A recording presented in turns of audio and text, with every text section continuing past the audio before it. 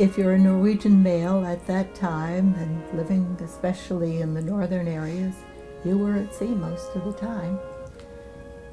And when the Nazis invaded, it was very, very sudden. Within days, the whole country was under the Nazi rule. And the men who were out at sea just didn't come back. They headed for friendly ports, and a lot of them got organized into either merchant navy or got sent to Canada or the States or England and became part of Camp Norway somewhere. We had one here in Lunenburg, and that's where my dad was. They'd all be marching, you know, all these good-looking guys marching up the street.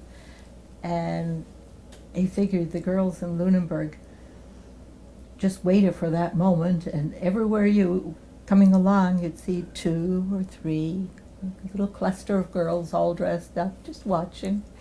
And then they'd go off to their own churches, wherever they were. But I think the Lutheran church got a big boost in those years. Yeah.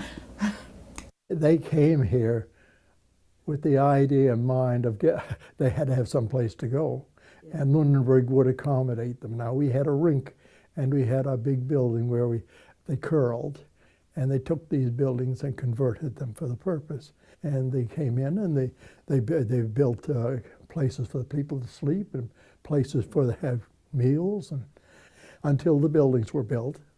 And then they moved them out, and then they moved the Norwegian Army in. And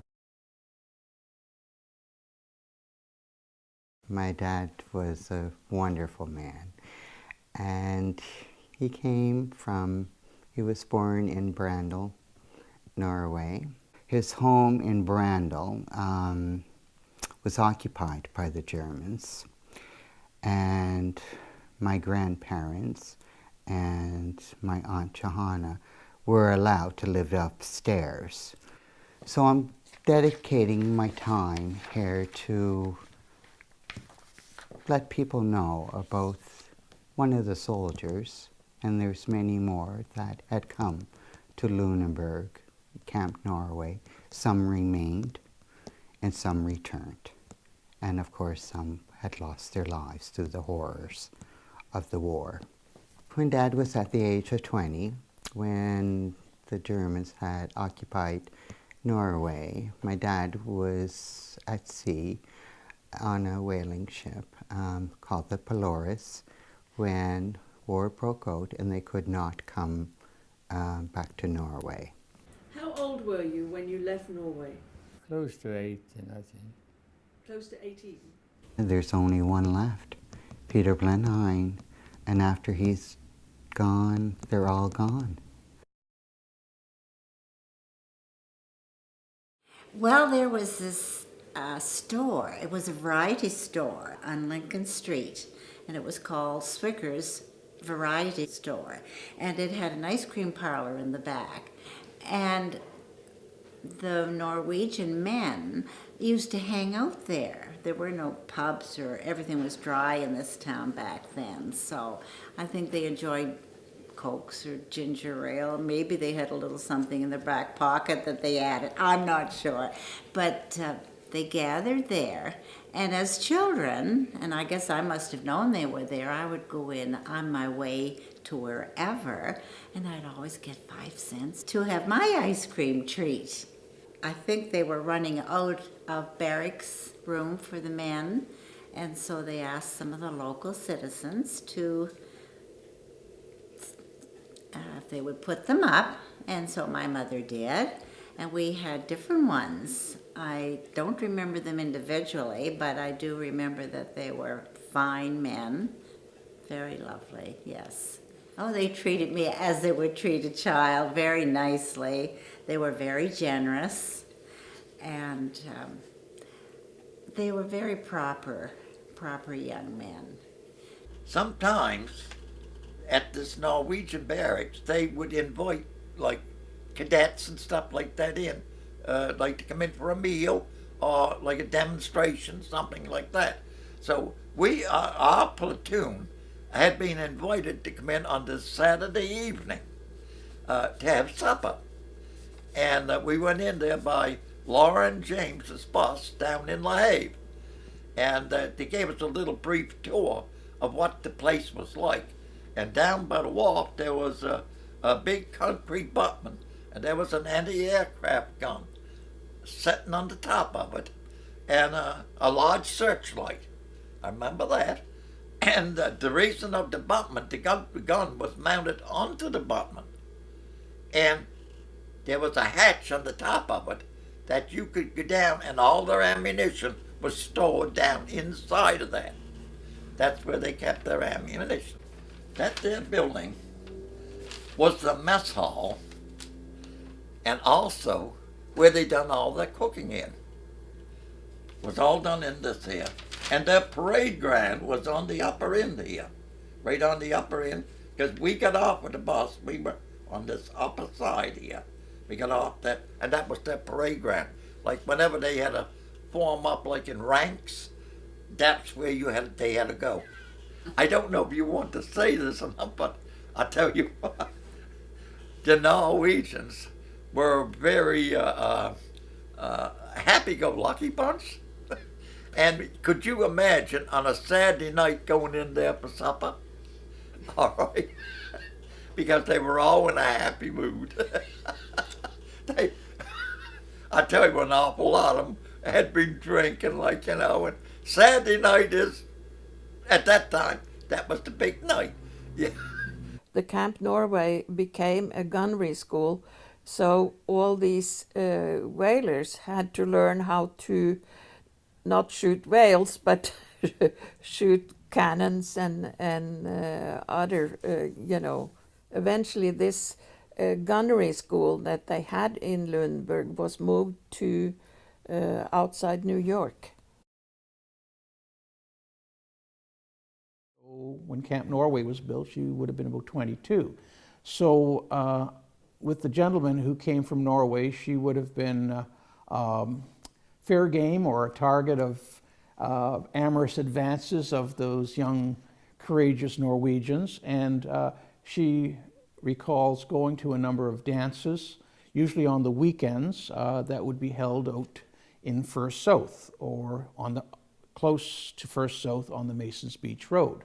And a lot of the gentlemen were musically inclined, and so when they would have a dance, they would bring with them accordions, guitars, violins, and usually on a Saturday night they would all take off and they would leave the camp and cross over Tannery Road and go up over what was called the Crofts pasture and go through the woods. There was a woods trail there, and I remember seeing that trail back in the 1970s when I used to go hunting through there, and it would take you all the way out to within probably 200 feet of the house that they would go to have the weekend Saturday night dances.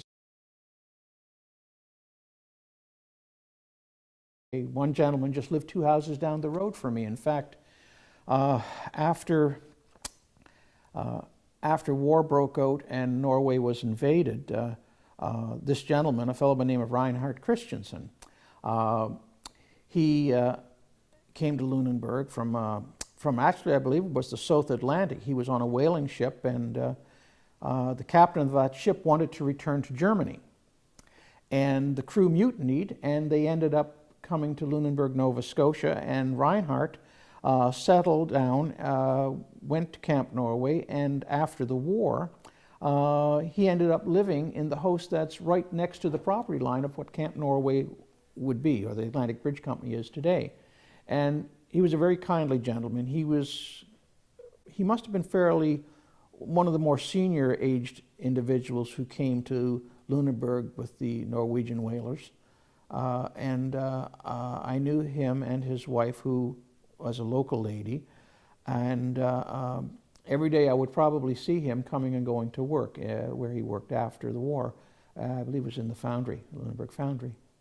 I think Lunenburg gained a lot by having them here, because I just know everybody seemed to be involved with the Norwegians when they were here. And some of them did marry local girls, yes. When you are there, you have to serve 2 years for your country in the Merchant Navy, Merchant Marine, And Dad was doing that service when the war broke out.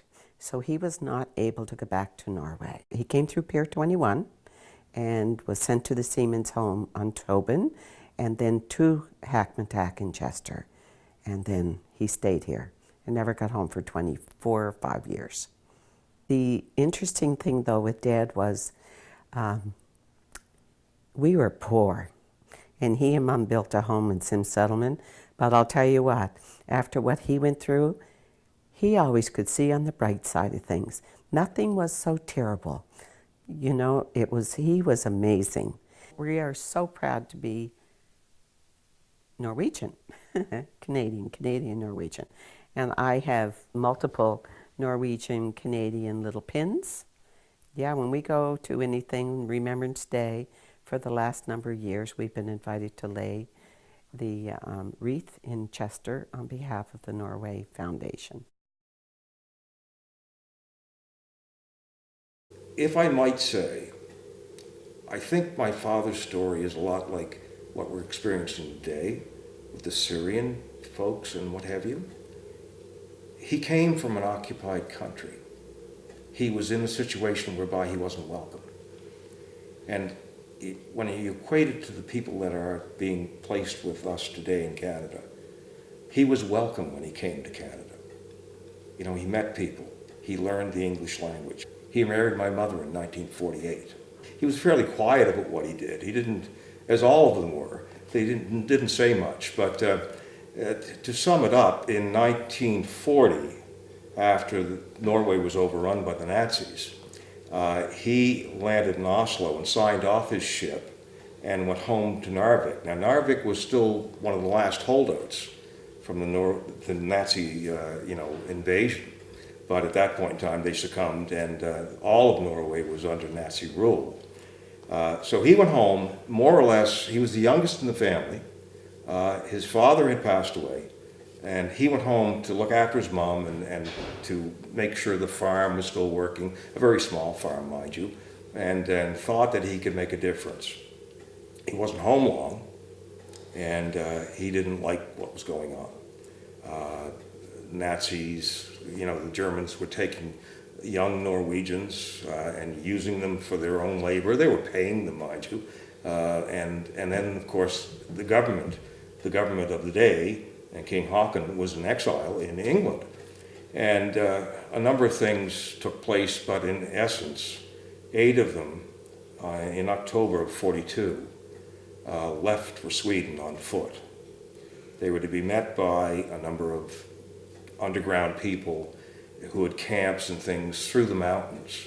And they ended up meeting up with 32 others from various parts. The story goes that Dad carried a 5-year-old for a day. But in the meantime, unfortunately, got word through the underground that his mother was taken captive by the Nazis and was going to be killed. So Dad left the group and started to walk back. In the meantime, they let Mom go. Now, that was the last time he did see his mother alive.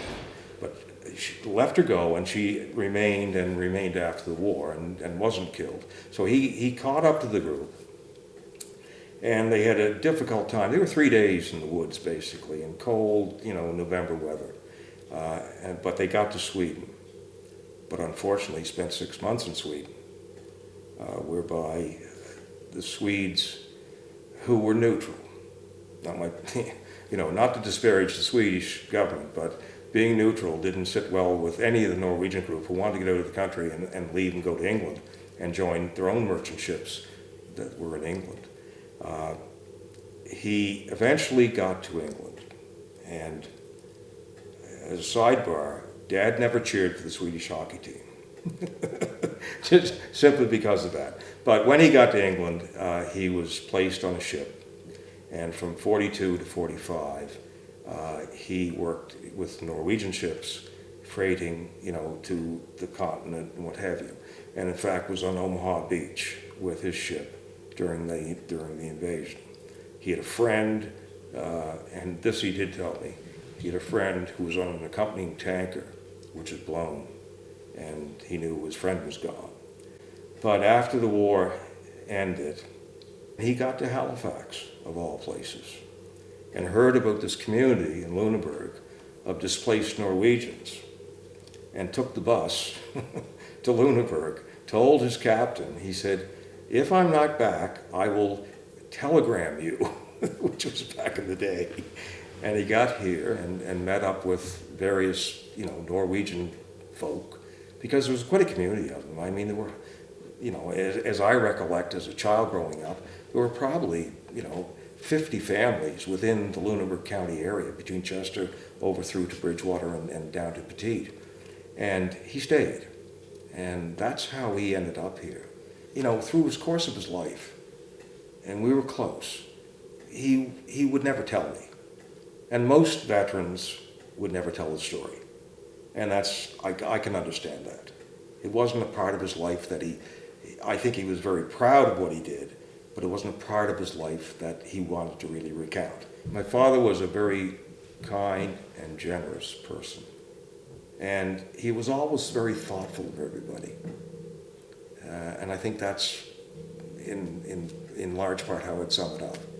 He loved his friends, he loved his family at home. But he would have terrible nightmares. And as a child growing up, I would remember them. He'd come home, and that's when he was, of course, fishing. And he'd be tired, and he'd come home, and he'd lay on the couch, and he'd fall asleep watching Gazette with Lloyd McGuinness and Rube Hornstein and Don Tremaine. And he'd lay there, and first thing he'd let these hoots out of him, and Mom would say, no, that's just Dad, don't worry, he's all right. But he'd have nightmares. Mom would go over and wake him up, and then, be all right. I often, as a child, wondered why he had nightmares. I understand now. When he was having the flashbacks, that's when we knew the most. Because as 7 of us were, growing up, he didn't want to talk about it.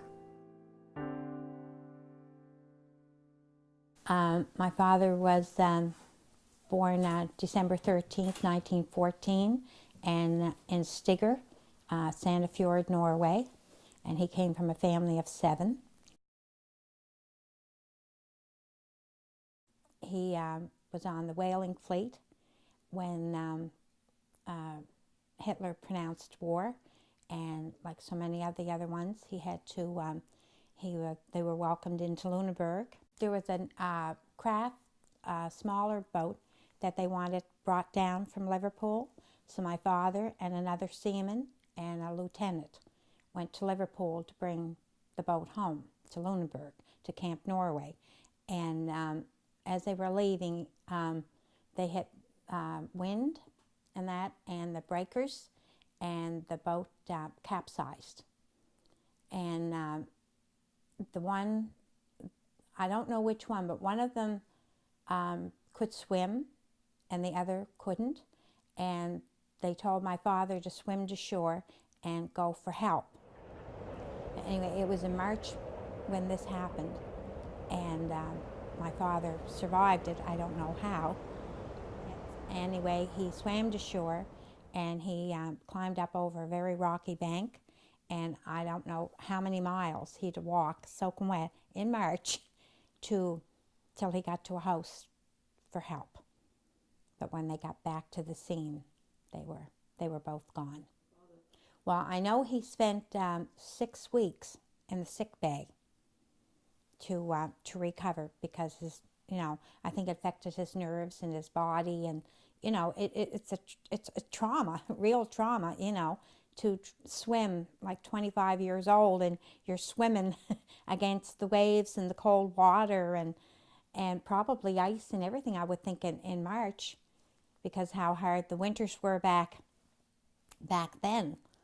So, but he was a very strong man, and he did make it. So I'm happy to say. He always felt so bad that the other 2 drowned, and he made it. And he used to say, I wonder why. Why did I survive and the other 2 didn't? We used to walk up, and as I was a child, my mother would cut flowers from her garden, and we would go up, and we always put flowers on the seaman's grave and that. And so he used to like that to think that we always remembered them. So that's why, like in this last couple of weeks, I thought I can walk right up to that stone, and I did. I knew exactly where it was.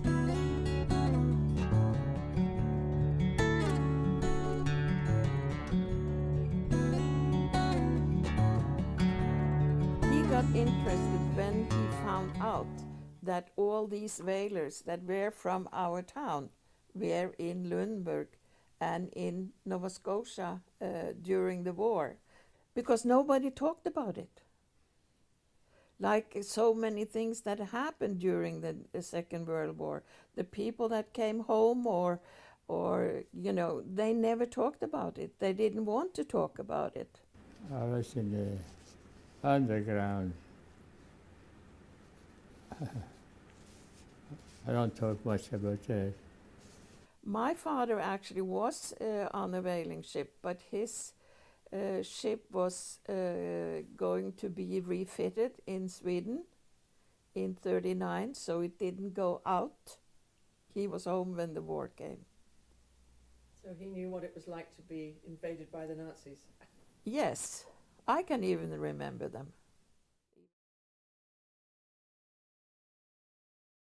So they put him in the office, and he became, I guess, the quartermaster or paymaster, what it was. But anyway, when the Navy was shipped back down to the United States to Travis Island in New York, they went with the Navy down there in the headquarters down there, and that's where he spent the war, which I think was probably best time of his life, comparable to what other people had to go through, because Mom was there with him, and he was working in the office there, and my mother got pregnant, and they decided that he wanted me to be born in Canada, because he had promised my grandparents that he would never go back to Norway, that he would stay here in Canada.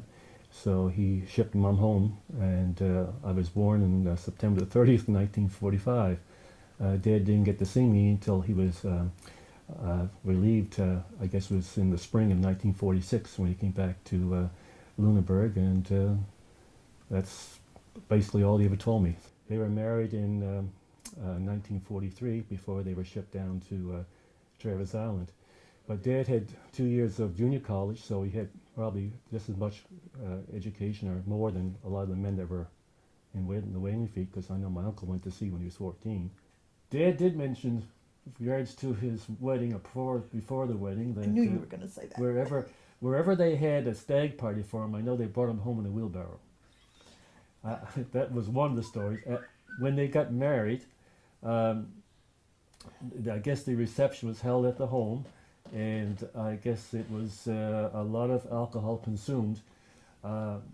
They found the local RCMP officer out hugging the telephone pole across the road from the house, and he had trouble getting home. They had to lead him home. So yeah, I guess from that point, it was one big party. I guess the ladies in Lunenburg, the young girls, were just sort of in awe. They thought them to be so handsome.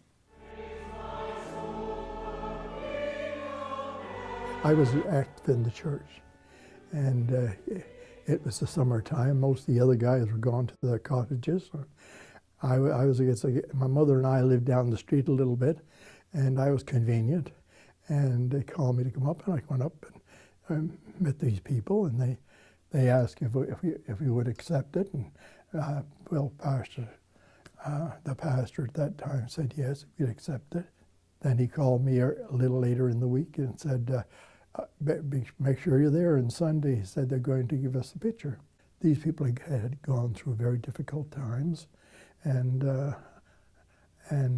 really very difficult times, and we just appreciated it, and we decided we'd like to look after it for them. When the Nazis invaded, my father was at sea. He was on the Todi Fagulon, and that was in South America. And the other two brothers and my grandfather got trapped in Norway. My father, he joined the Navy, and he got on the Nortra ships, which were foreign ships leased to the Norwegian government, and he was a gunner. My father was, I don't know how to put it, like, he could trace our ancestry way back to the Vikings, and I would say if it came to Viking ancestry, he would be a role model. He very tough man, very stubborn, very determined, and if there was a job to be done, it got done. It didn't matter. Damn the consequences. So he took gunnery training. He was at Travers Island in New York. He was at Dumbarton in Scotland, and he was at Camp Norway. And in those days, there was no quick release on the harness. You were strapped into the gun, and that was it. If the boat went down, if somebody didn't have time to get you out, you went with the boat. He was there for the sinking of the Graf's Bay, the scuttling of the Graf's Bay. He was on another ship down there that got torpedoed, and they spent 20-some days adrift in the Azores, and they survived by the most basic. They actually drank each other's urine, or their own urine, to survive. He was on some of the roughest convoys of the war. He was on the Murmansk convoy. He was on that one solid year without a break, and got to the point his nerves went totally. They forcibly removed him from the guns, from his post, and they took him to hospital in Galveston, Texas, and I have all the documentation for this. 28 days he stayed in the hospital, and he got up and got dressed and told the doctor he was going. In December 1942, I think, or 43, he was on a cargo ship.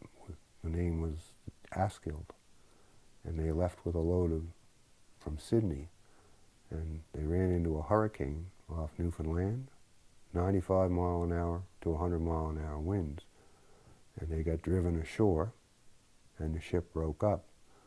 Well, they got off. I think 2 were lost, but the rest of the crew got off. And when they got ashore, the captain picked him and 2 other guys, and they were going to walk from, it was a Chance Cove where they landed, and they had to go to Cape Race, to the light, to get help. Well, that was walk 10 miles over the roughest coastline in the world just to get to the bottom of Cape Race. Well, my father and the captain and 1 other guy made it. The 4th guy didn't. He had to stay behind.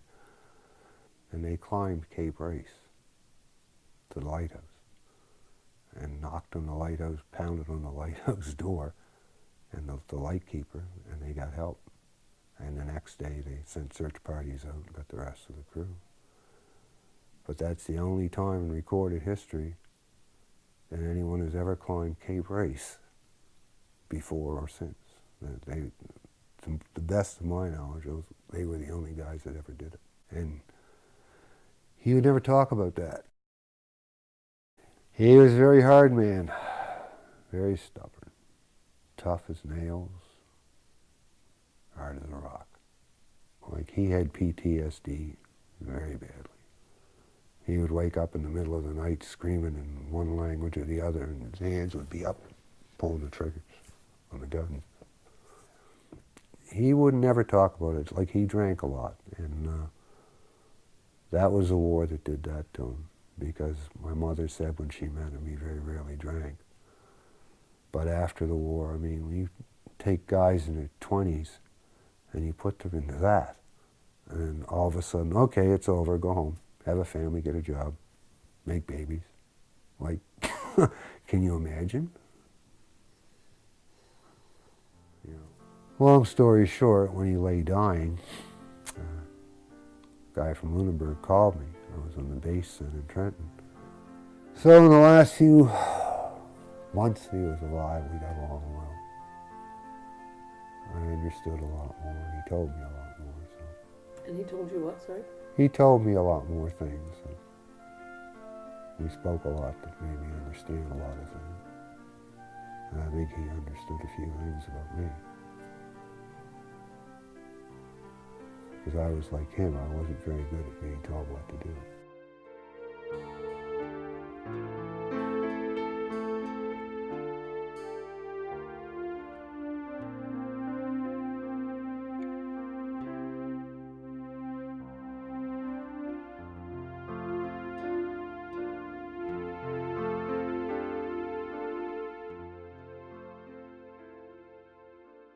They found him floating in the water with no clothes on, floating right off him.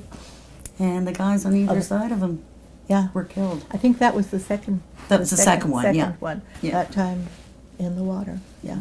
Well, both times were torpedoes. And both times, no time to think, plan, or do anything. No. First time he was in lifeboats. Got so that into a was, lifeboat, yeah. Second time he was just sort of picked up, fortunately. They had gone through so much conflict. And so little of it was recognized at the time, what weights they were carrying on their shoulders, you know. All of those smiling young men in the pictures, they all had damage. But then so does everybody who goes to war. But it was a lot of men that, you know, went down in convoys, you know, they were torpedoes, and a lot of them didn't come home. All the veterans from the wars, they all had depression. And it really helped when the reunion came and there were all these other people who had been through that experience who were talking about it, and Dad talked about it then. Yeah. Much more than he ever had before. I think that a lot of us, the kids of the Camp Norway boys, learned a lot more about our parents because of it, and also got connected to a bigger family of people, you know, other families who had been through all this way back when. And I put it in perspective. My associations of Camp Norway were really just the pictures and stuff like that. But it really brought it into perspective that they were young men. That these people were young. They were living this point in their lives that we were going through it. Somehow you couldn't really make the connection till that point that they were our peers as opposed to our history. Mom was 18 when she got married. Yeah. He was 22. And I was born when she was 19, so yes. Oh, I imagine there's quite a few that there's some close dates in there. I grew up in 138 Creighton Street in Lunenburg, Nova Scotia, with my grandparents. They were wonderful people. They were good to me. But as I got older and time passed by, I always wondered, basically, who my father was. My mother had gone to work, and she went to work in Norman's restaurant in Halifax. And she'd come home on the weekends and went back on Sunday night. It was one of those things, I guess, years ago you didn't talk about. My mother basically got pregnant when she was 16 years old, and my father was only 17 at the time. So my own family didn't tell me very much about what happened before.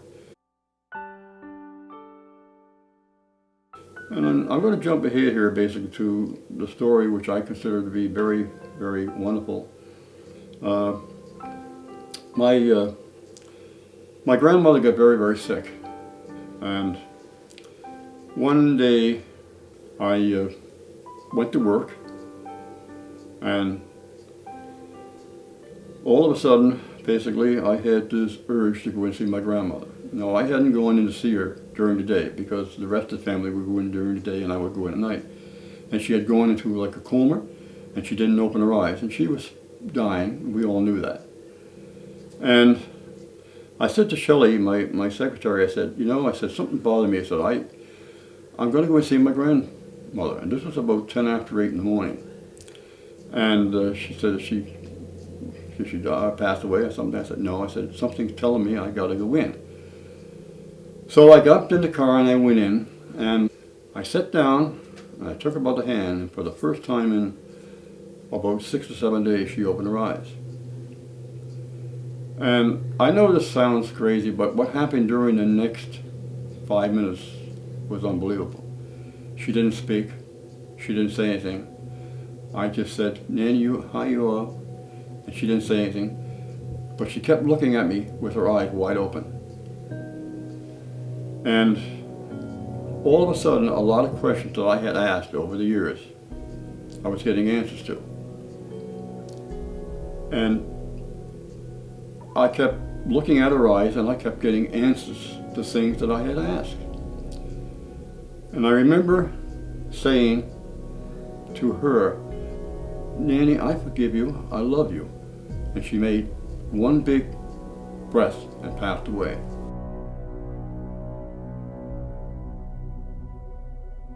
After she passed away, this was in January, I made plans to go to Norway as soon as I possibly could. I went down and I had, the biggest, stiffest drink I think I ever had in my life.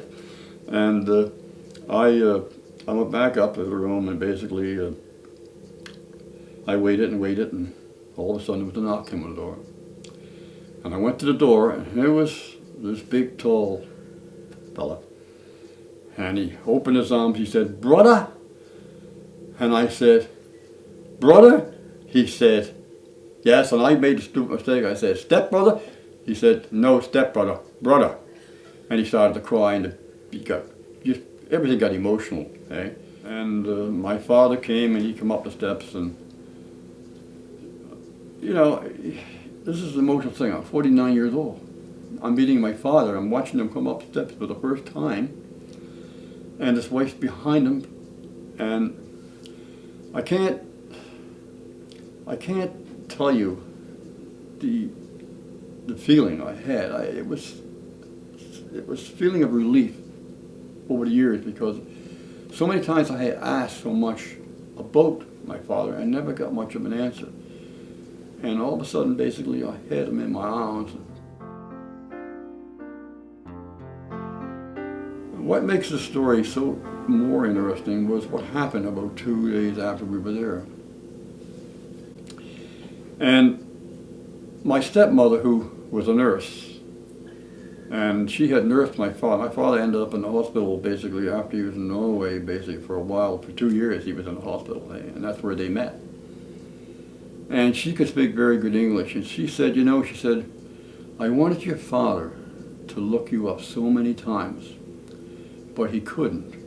He made the promise that he would never contact me again or have anything to do with me. My stepmother's very religious person. In fact, the whole family are. But my father never was a religious person. But he came back, and my stepmother was a little worried about him, and she said, where were you? And he said, I was down to the church, he said, trying to find a solution that maybe I could try to find my son. So my Ivan, my son, picked up on this, and he said, can you tell me when this was? And she said, yeah. She said, I had choir practice that night, and she said it would have been, she said, on January 8th. And I said, and Ivan's smarter than I was, and he said, the time frame is 6 hours difference, isn't it? And my oldest brother said, yes.